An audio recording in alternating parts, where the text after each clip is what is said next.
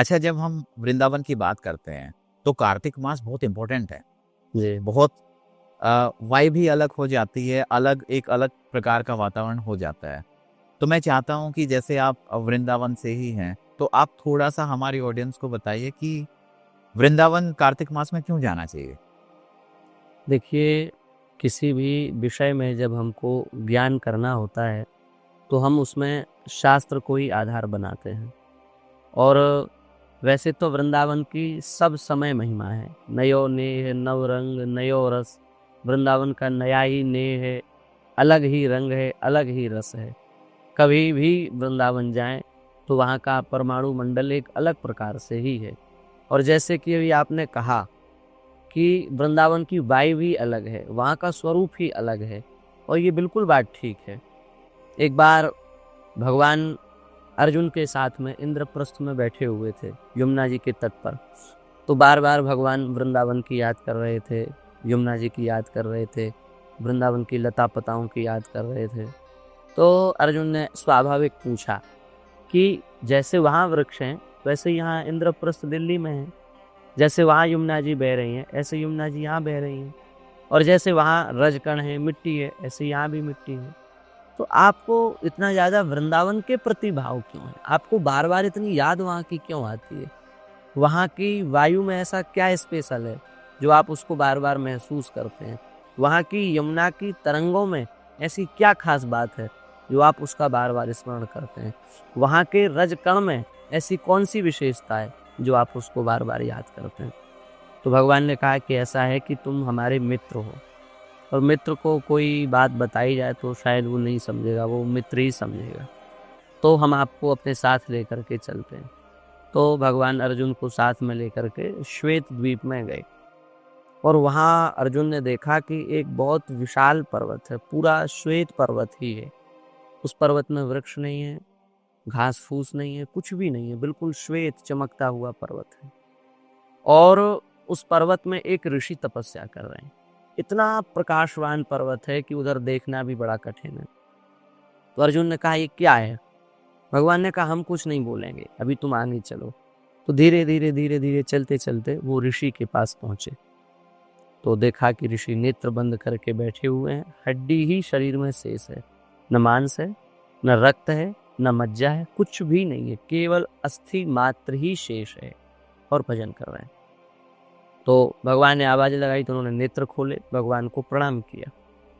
अर्जुन ने पूछा उनसे कि महाराज आप ये तपस्या क्यों कर रहे हैं? तो उन्होंने जो कहा ना वो बात बहुत ध्यान से सुनने लायक है। उन्होंने कहा कि हम वृंदावन धाम में वास मिल जाए इसलिए तपस्या कर रहे हैं। तो अर्जुन ने दूसरा प्रश्न किया कि आप कब से तपस्या कर रहे हैं?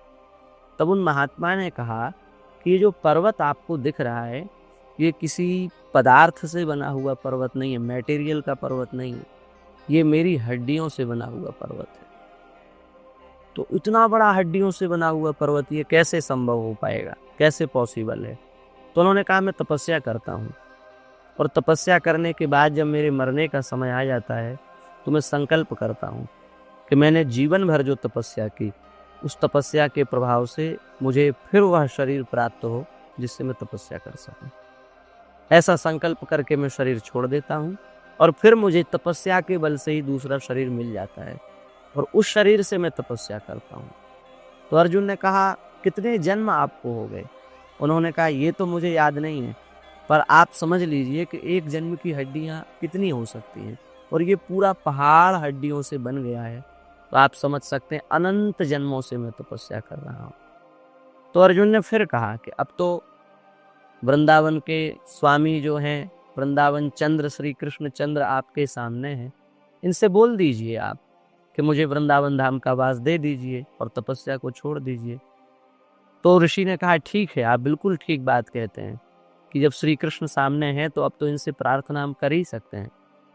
तो उनने श्री कृष्ण भगवान से प्रार्थना की और कहा कि मुझे वृंदावन धाम का वास दे दीजिए। तो ठाकुर जी ने कहा कि वृंदावन के स्वामी हम नहीं हैं, वृंदावन के स्वामी रसेश्वरी रासेश्वरी राधा रानी है, और उनकी कृपा के बिना वृंदावन में कोई कदम नहीं रख सकता। हाँ, हम उनके पर्सनल व्यक्ति हैं, खास व्यक्ति हैं, जैसे होता है ना पिए एक खास व्यक्ति, हाँ हाँ, वो हम उनके खास हैं, थोड़ा अधिकार हमारे पास है।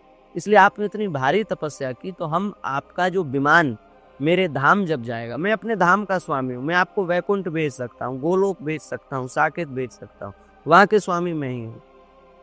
तो जब आप मेरे धाम जाएंगे, तो आपका विमान 3 दिन के लिए वृंदावन में रुकेगा, इससे ज्यादा तो नहीं रुक सकता, पर 3 दिन के लिए मैं इतना कर सकता हूँ कि आपका विमान 3 दिन के लिए रोक सकता हूँ।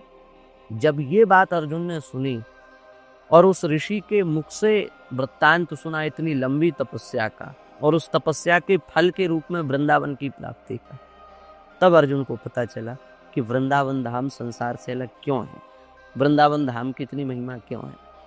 सब जितने संसार के तीर्थ हैं, वो सब साधना करने वाले तीर्थ हैं, वहाँ साधना की जाती है। बद्रीनाथ साधन भूमि है, केदारनाथ साधन भूमि है, ऋषिकेश साधन भूमि है, लेकिन वृंदावन साधन का फल है। वृंदावन साधन भूमि नहीं है। जब साधन का फल सामने आता है, तब फल के रूप में हमको वृंदावन धाम प्राप्त होता है। इसलिए जब भगवान अपने परम धाम को जाने लगे, तो उद्धव जी से भगवान ने कहा बद्रीनाथ जाकर के तपस्या करो। तो उद्धव जी बद्रिकाश्रम गए हैं, लेकिन जब भगवान की पटरानियों को विरह हुआ है, और उस विरह के लिए जब उनको आदेश हुआ कि आप गोवर्धन चले जाओ और वहाँ उद्धव जी के द्वारा आप कथा सुनो, तो उन्होंने सोचा कि उद्धव जी तो बद्रिकाश्रम चले गए हैं, तो यहाँ गोवर्धन में हमको कहाँ मिलेंगे। लेकिन जब गोवर्धन गए हैं कुसुम सरोवर में, और वहाँ जाकर के भाव से उन्होंने उद्धव जी को पुकारा है, तो लता पताओं के मध्य में से उद्धव जी प्रकट हो गए, और उन्होंने कहा कि मैं वहाँ जरूर गया साधन करने के लिए, लेकिन फल भूमि वृंदावन है, मैं इसका कभी त्याग नहीं कर सकता।